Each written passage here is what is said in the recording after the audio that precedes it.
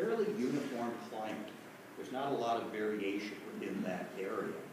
You don't have to go too much further north, and you do get into some fairly sudden, abrupt climate changes, but south central Wisconsin is fairly uniform.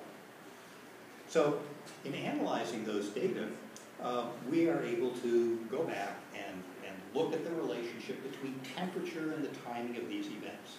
And I'll show you two examples here, the robin and the wood thrush, two closely related species, so you're not comparing apples and oranges, and looking at how their arrival dates compare against temperature. And here's the robin, and what you see is a very strong pattern of the arrival dates of robins in the spring being related to temperature. In the warmest springs, robins occurred a full month earlier than they did in the coldest springs over the last century. And there's a fairly strong relationship there. For those of you who are into statistics, half of the variation in arrival time of robins is explained by temperature.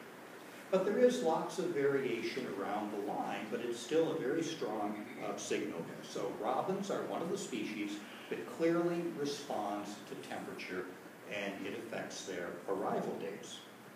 So keep that pattern in mind and look at the relationship between temperature and the arrival date of the wood thrush. There is no relationship at all. It's an absolutely flat line, and it's a very tight cluster around the line. There's only a little over a week variation between the earliest arrival date and the latest arrival date over the last century. It's exactly what you would expect for a species that is timing its migration by photoperiod.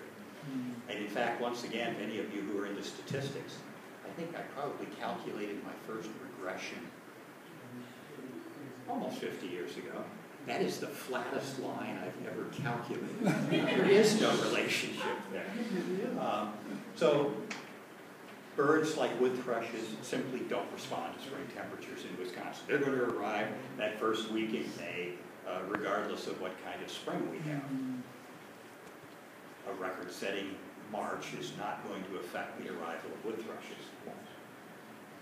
So when we look at what the climate modelers predict about the change in our climate over the next 50 years, from the Wisconsin Initiative on Climate Change Impacts, we can see that in south central Wisconsin, again, a fairly uniform climatic zone, it is going to warm by more than 6.5 degrees Fahrenheit by mid-century.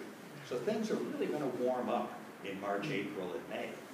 And the question, of course, is how are all these plants and animals going to respond to this projected change in temperature?